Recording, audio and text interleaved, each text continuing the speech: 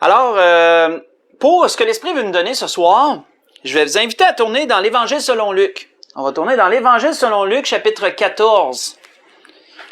Et on va débuter à partir du verset 28.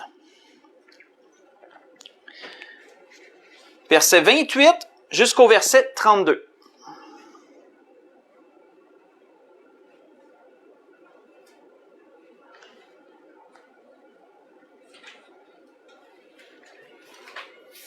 Pour introduire le sujet que l'Esprit veut nous donner ce soir.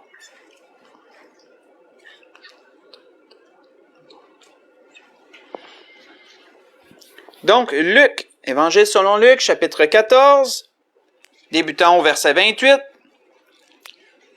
On va entrer un peu dans deux paraboles de notre Seigneur, des exemples qu'il voulait donner à ses auditeurs.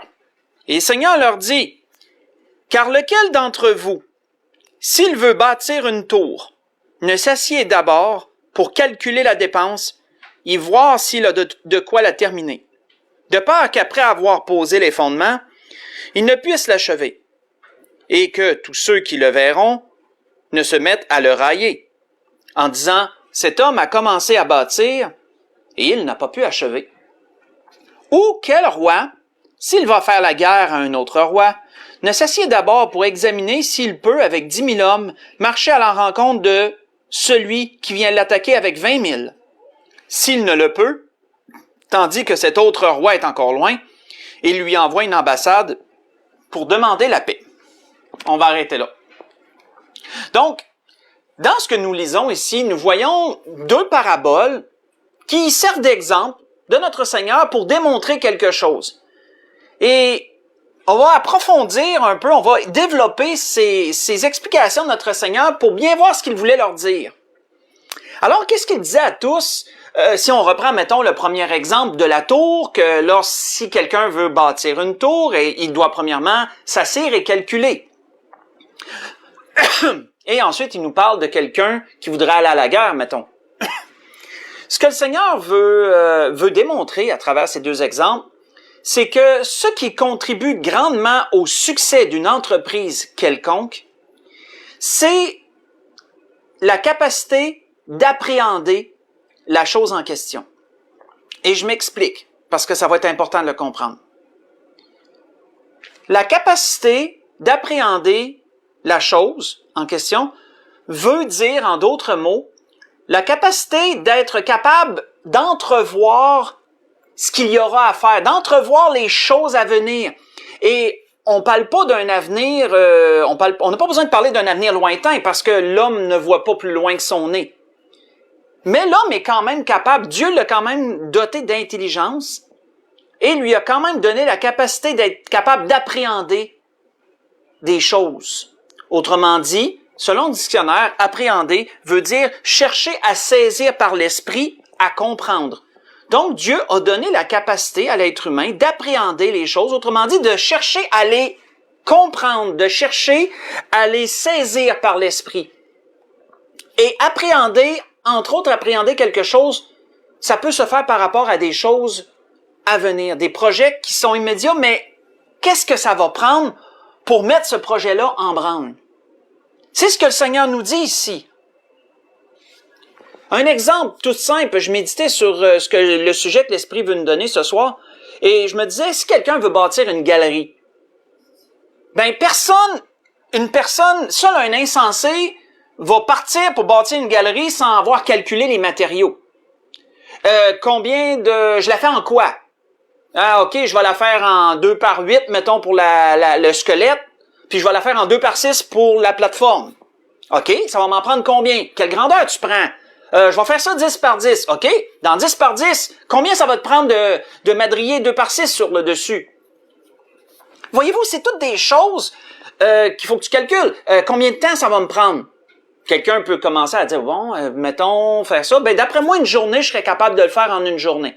Voyez-vous que tout ce remue-ménage-là que je viens de vous exposer rapidement, c'est ça, appréhender un projet. C'est d'essayer de le saisir dans son entièreté par notre esprit humain et d'un peu de calculer, d'entrevoir un peu ce qu'il va avoir à faire.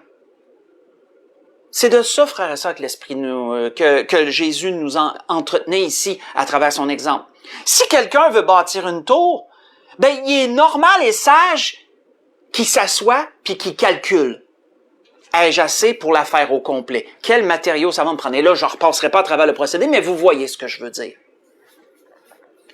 Et Seigneur, l'autre exemple, à propos de l'homme qui part à la guerre, est aussi pertinent. C'est aussi pertinent.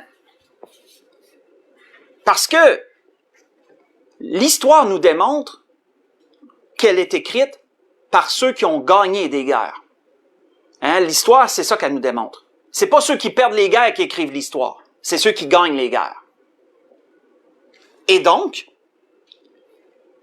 pour gagner une guerre, un général doit être stratège. Il doit être capable d'appréhender la guerre à venir.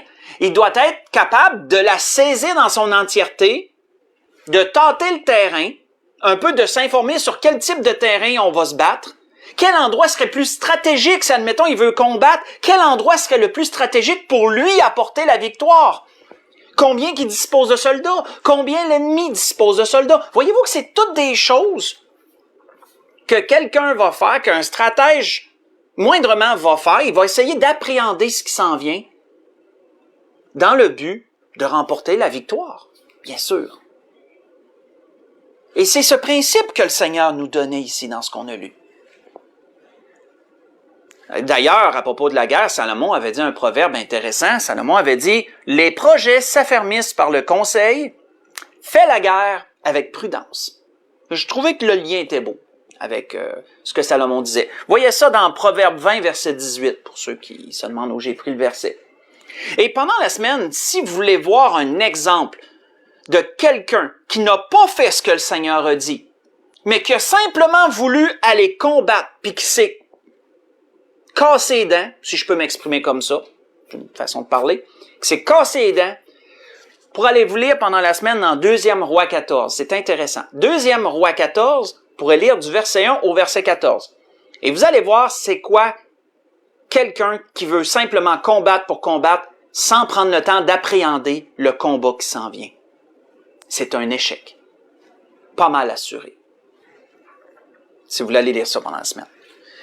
Mais donc, si on revient à notre sujet principal, pourquoi Jésus leur donnait-il ces deux exemples? Qu'est-ce que le Seigneur voulait amener comme pensée en leur donnant ces deux types d'exemples qui démontrent quoi? Qui démontrent que c'est important, si nous voulons réussir une entreprise quelconque, d'appréhender un peu ce qui s'en vient. Bien sûr, l'homme est limité pour le faire. On parle pas de penser à des années plus tard, c'est pas ça. L'homme n'en est pas capable. On tomberait beaucoup trop dans des suppositions. Et dans plein de paramètres qu'on contrôle pas, parce qu'on sait même pas si on va vivre dans 2 ans. Voyez-vous, c'est des exemples que je vous donne. Mais, dans un futur proche, admettons dans 1 semaine, ou admettons dans 2 jours, dans 3 jours, nous pouvons appréhender ce qui s'en vient si on a un projet quelconque en tête. Et c'est juste normal de le faire. C'est de l'organisation. Pourquoi le Seigneur disait cela? Si on recule, versets 25 à 27, on va voir le pourquoi. Le pourquoi. De grandes foules faisaient route avec Jésus. Il se retourna et leur dit, « Si quelqu'un vient à moi et qu'il ne hait pas son père, sa mère, sa femme, ses enfants, ses frères et sa sœur, et même sa propre vie, il ne peut être mon disciple. Quiconque ne porte pas sa croix et ne me suit pas, ne peut être mon disciple. » Si le Seigneur aurait été un vendeur, mettons,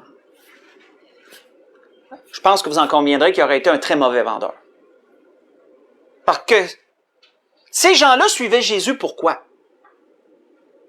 Peut-être parce qu'ils voulaient croire en lui. Je veux dire, ils suivaient le Seigneur, peut-être parce qu'ils étaient curieux. On sait qu'il y a toutes sortes de raisons pour lesquelles il y en a qui suivaient le Seigneur. Hein?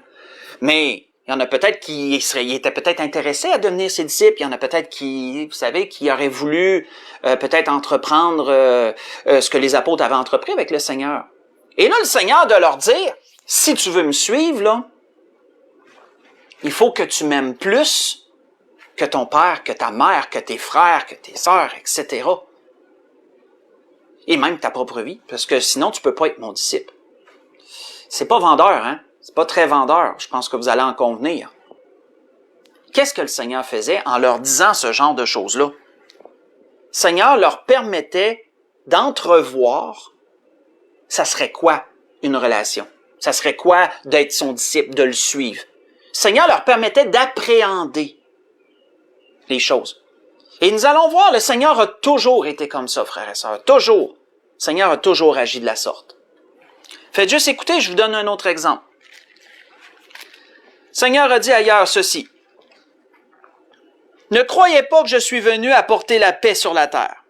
Je ne suis pas venu apporter la paix, mais l'épée. Car je suis venu mettre la division entre l'homme et son père, entre la fille et sa mère, entre la belle-fille et sa belle-mère. Et l'homme aura pour ennemi les gens de sa maison. Celui qui aime son père ou sa mère plus que moi n'est pas digne de moi. Et celui qui aime son fils ou sa fille plus que moi n'est pas digne de moi. Celui qui ne prend pas sa croix et ne me suit pas n'est pas digne de moi. Celui qui conservera sa vie la perdra, et celui qui perdra sa vie à cause de moi la retrouvera. Ce que je vous ai lu, c'est dans Matthieu, chapitre 10. J'ai lu à partir du verset 34 jusqu'au verset 39. Encore là, je crois qu'on peut en convenir, si Jésus était un vendeur, il aurait été un très mauvais vendeur. Pourquoi? Parce que le Seigneur leur donnait un peu un avant-goût de ce que ça serait que de le suivre.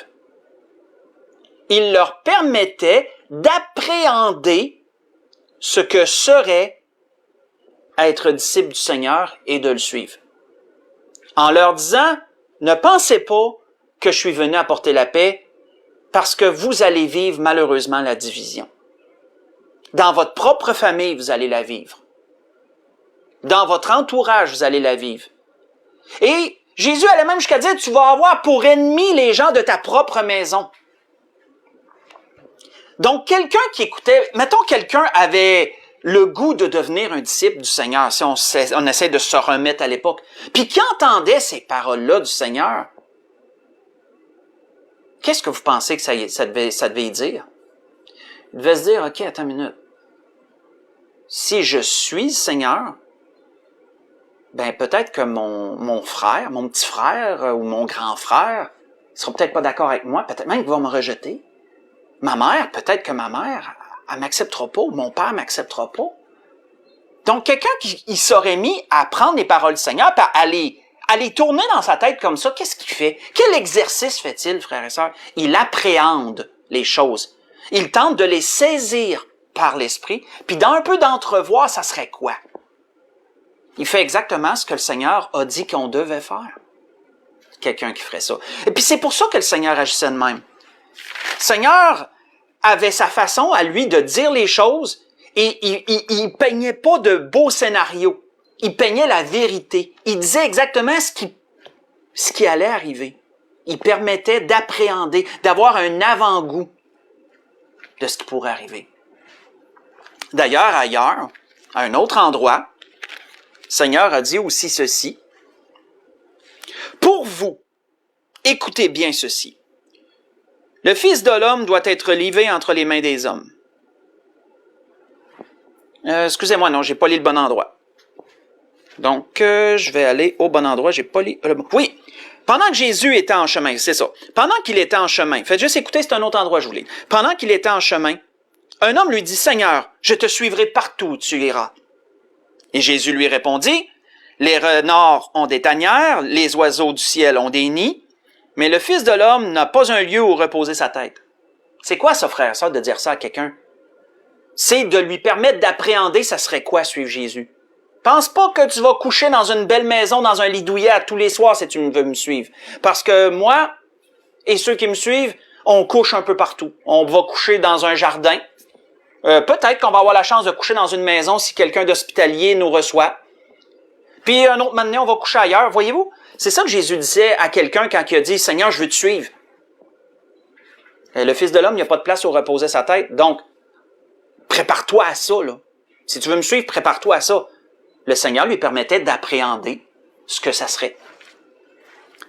Un autre dit, suis-moi. Le Seigneur dit à un autre, suis-moi. Il répondit, Seigneur, permets-moi d'aller d'abord ensevelir mon Père.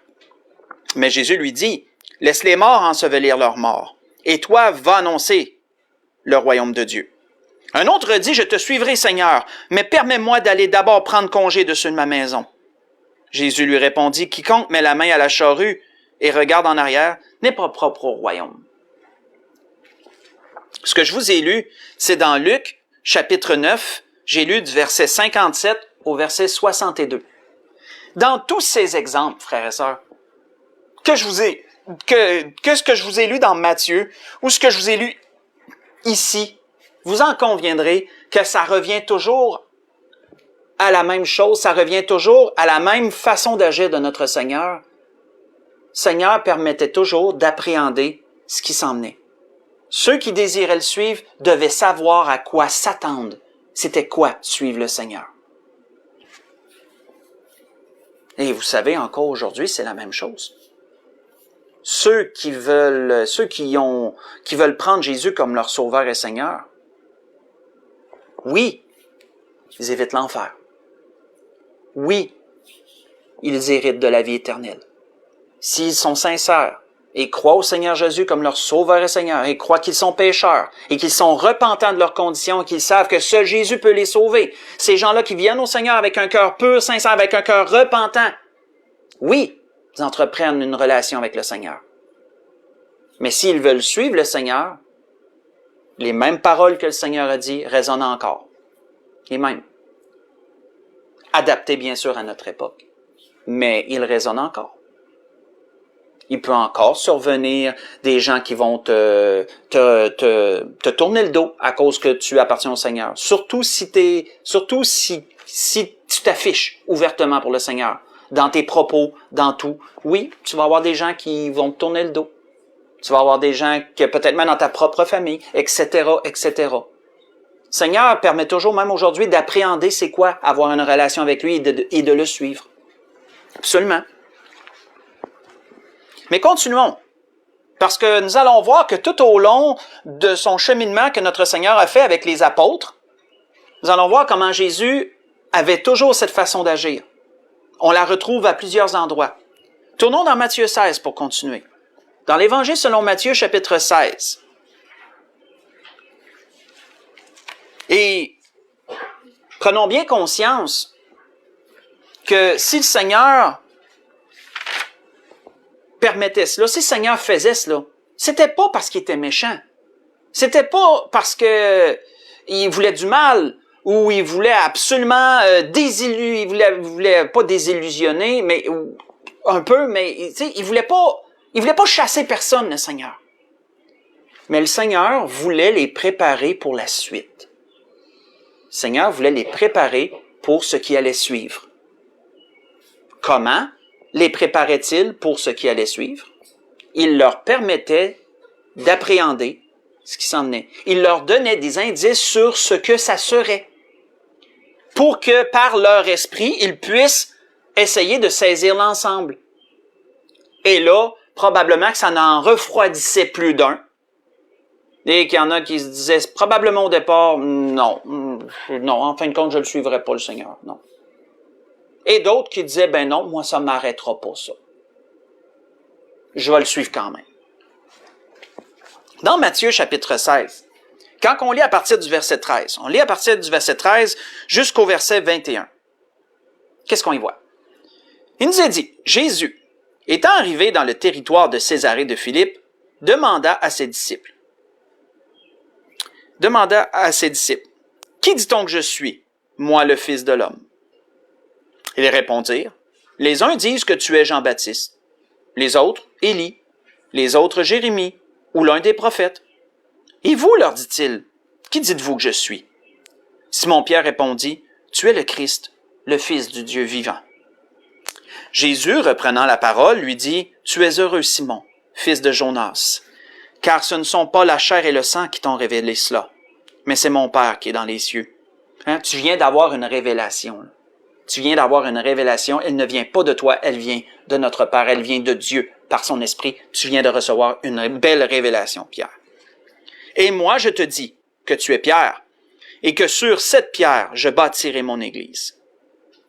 Et que les portes du séjour des morts ne prévaudront point contre elle.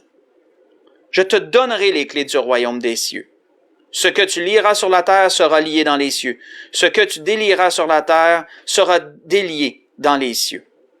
Ça, juste une petite parenthèse rapide que j'ouvre et que je referme. On en a parlé à l'Église dernièrement.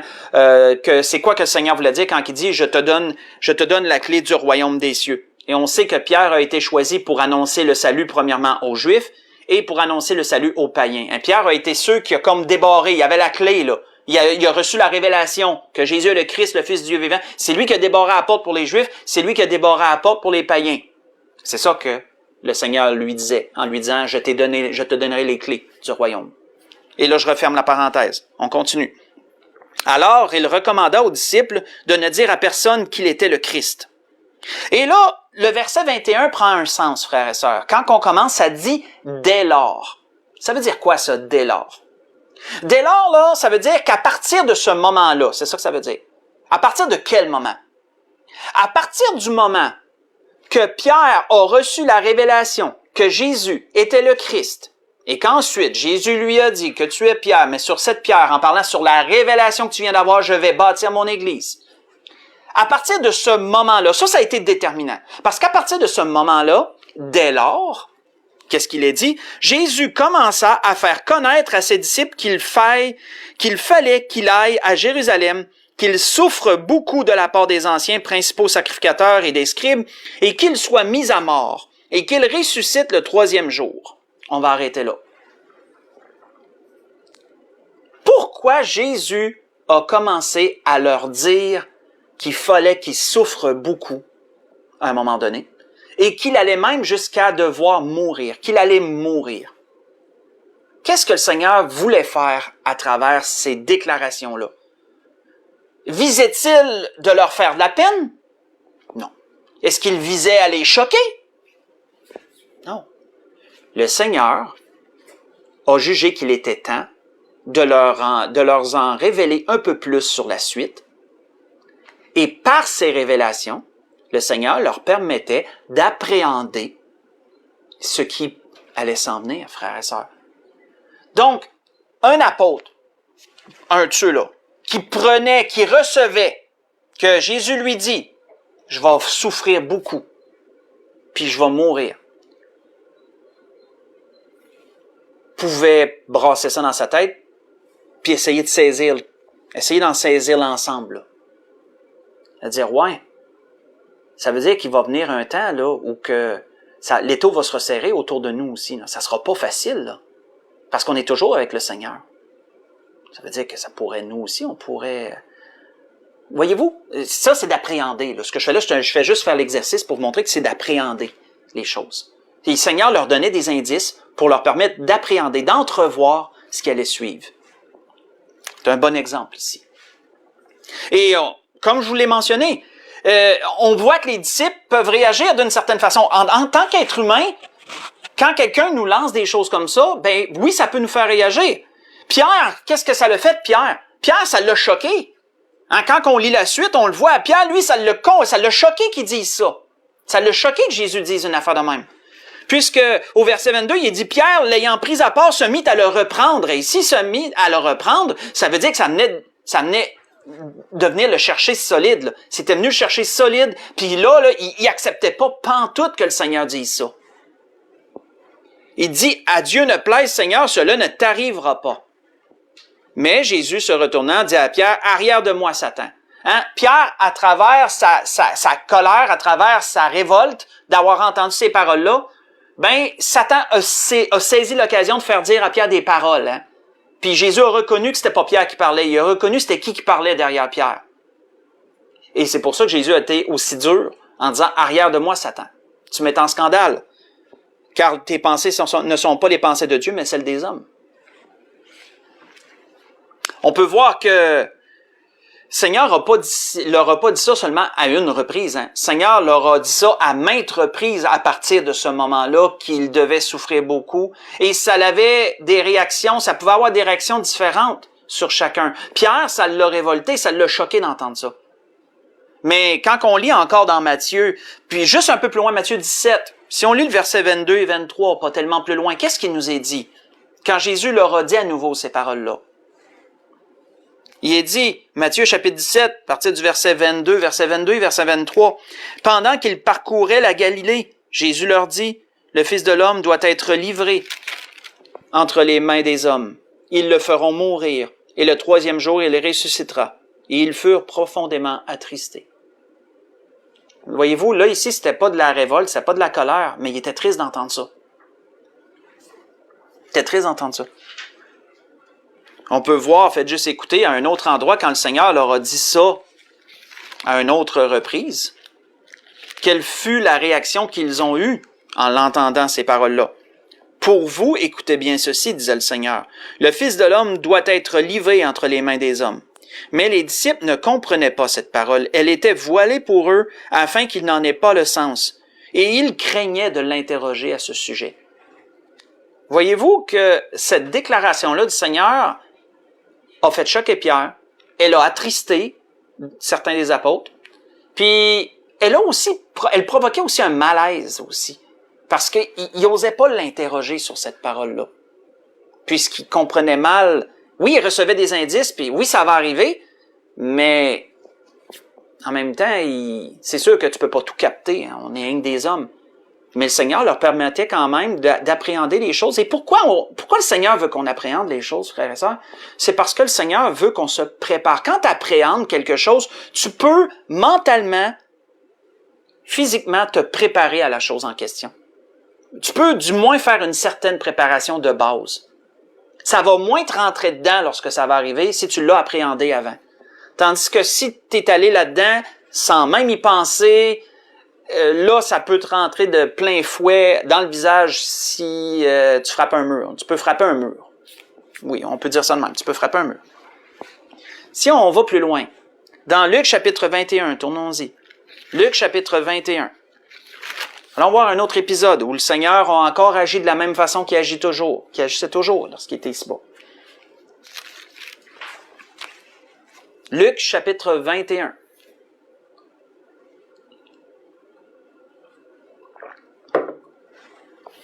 Si on lit à partir du verset 5, on va lire du verset 5 au verset 19.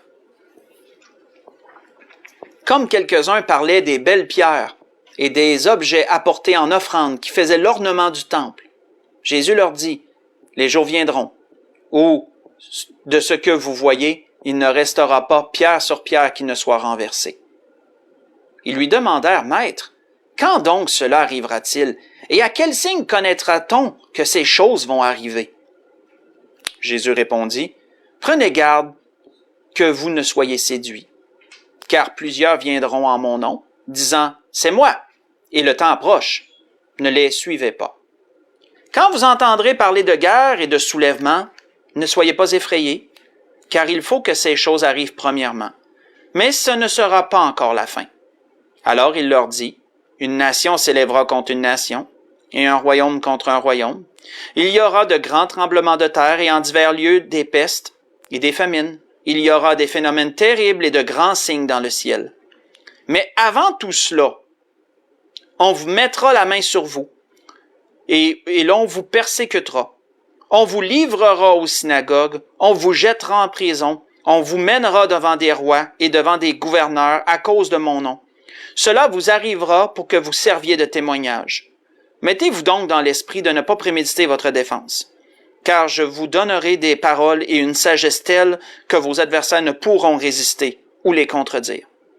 Vous serez livrés même par vos parents, par vos frères, par vos proches et par vos amis, et ils feront mourir plusieurs d'entre vous. Vous serez haïs de tous à cause de mon nom.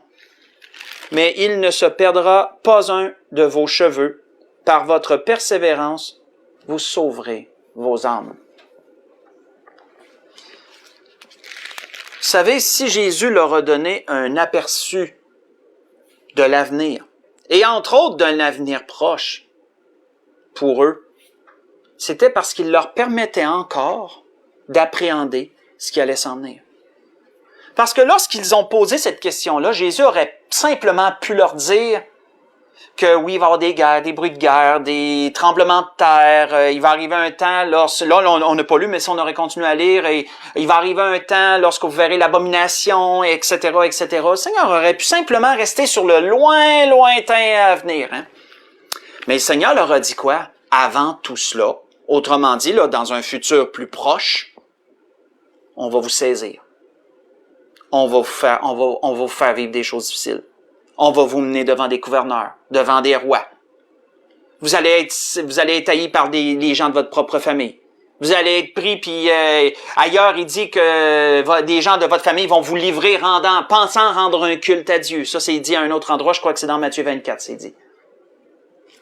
Vous savez, frères et sœurs, si le Seigneur leur disait ces paroles-là, c'était pour leur permettre d'appréhender ce qui allait s'en venir.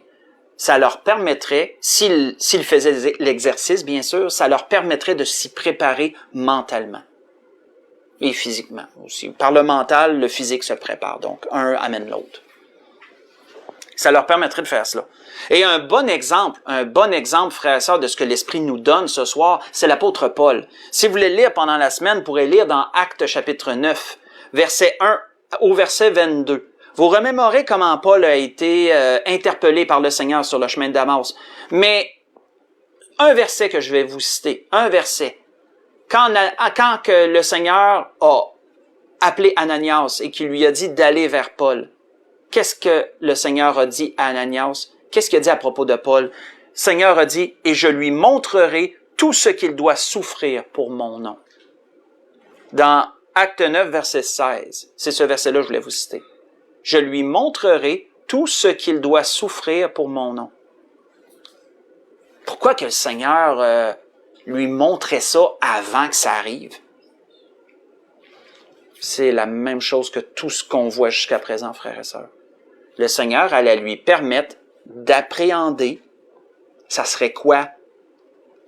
De donner sa vie au Seigneur, de se consacrer au Seigneur. Puis on sait que l'apôtre Paul, on sait tout ce qu'il a traversé, hein, on en a du moins de très bonnes explications.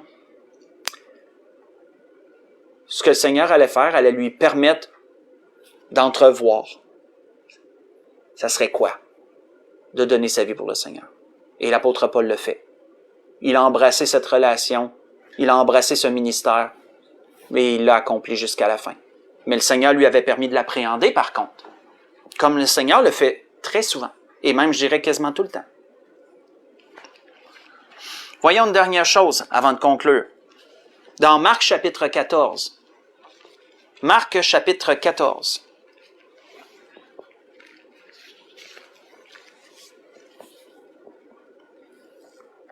Dans l'Évangile selon Marc, chapitre 14, lisons à partir du verset 26.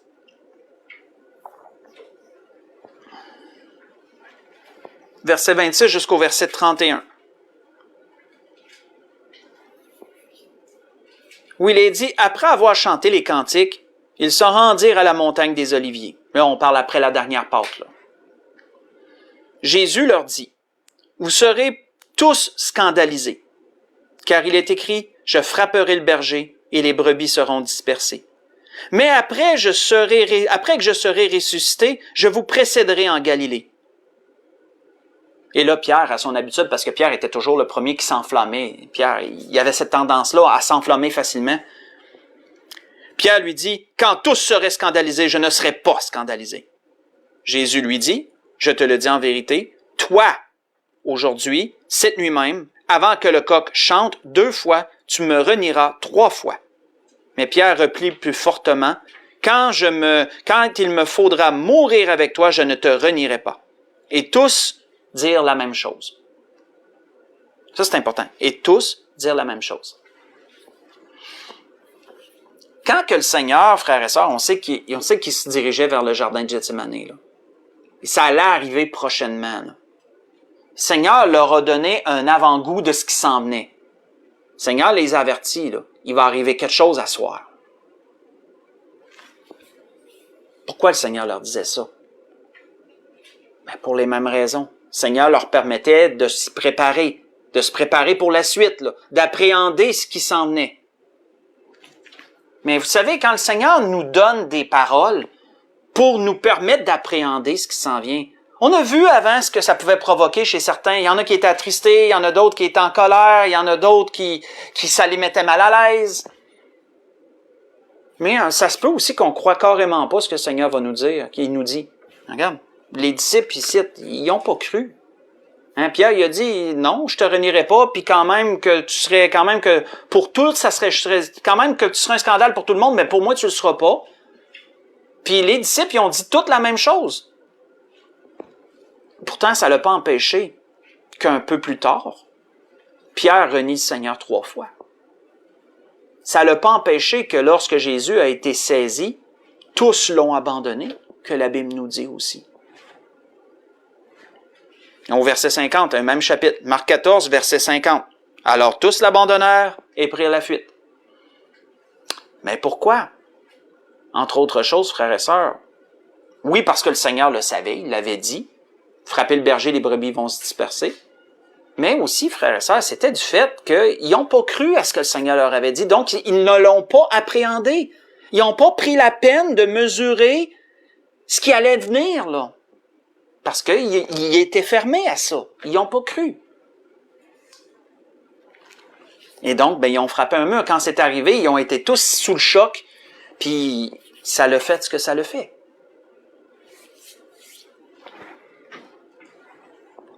C'était ce que l'Esprit voulait nous dire ce soir.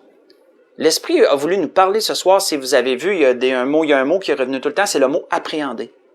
Et on est parti d'un exemple. On est parti de l'exemple du Seigneur à propos de celui qui bâtit une tour. Il va prendre le temps de calculer ses affaires. Celui qui va à la guerre va prendre le temps de se préparer pour la guerre et de calculer s'il est capable de vaincre avec ses effectifs à lui, comparativement aux effectifs de l'autre. Mais tout ça, frères et sœurs, c'est l'exercice d'appréhender. Et peu importe l'entreprise qu'on a, si on veut la réussir, appréhender l'entreprise en question apporte énormément de chances de réussite. Parce que tu t'y prépares mentalement, tu t'y prépares physiquement. Tu calcules tes affaires et on ne reviendra pas sur tout ça, mais vous comprenez le principe. Et le Seigneur avait dit ça par rapport au salut. Pas juste par rapport au salut, mais que ça partait de là. Qu'au départ, le Seigneur disait, tu veux me suivre? Tu veux m'accepter? C'est sûr qu'accepter le Seigneur, c'est sans condition. Il y a juste des bénéfices. Accepter le Seigneur comme son sauveur, il y a juste des bénéfices. Hey, tu hérites de la vie éternelle, tu évites l'enfer, tu hérites de la vie éternelle, puis tu as un héritage en plus, tu peux travailler à ton salut pour un héritage à venir. Hey, t'es juste gagnant, là. C'est du win-win, là. C'est du win total, là. Sauf que, si tu veux travailler à ton salut, si tu veux suivre le Seigneur, là, tu dois faire l'exercice d'entrevoir. Tu dois faire l'exercice d'appréhender les choses. Si tu veux que ton entreprise fonctionne, il faut t'appréhender. C'est ça. Et le Seigneur le disait au départ, hein. Je répéterai pas tout pour revoir le message si vous voulez. Et on peut voir qu'à chaque étape qu'on a vue, les étapes qu'on a vues, le Seigneur, c'est tout le temps comme ça. Le Seigneur leur en donnait un petit peu plus. Toujours un peu une vision, un peu d'un avenir proche pour leur permettre de le saisir, de l'appréhender, de s'y préparer, de se préparer pour la suite. Et ça a été comme ça jusqu'à la fin. Pour conclure, retournons dans Luc chapitre 14 et on va lire le restant. Dans Luc chapitre 14, où qu'on a commencé. Retournons où qu'on a débuté et on va lire du verset 33 au verset 35 et on va conclure là-dessus. Parce que le Seigneur donne la conclusion à la suite des 2 exemples qu'il a amenés. Il donne la conclusion de ça. Dans Luc chapitre 14, à partir du verset 33.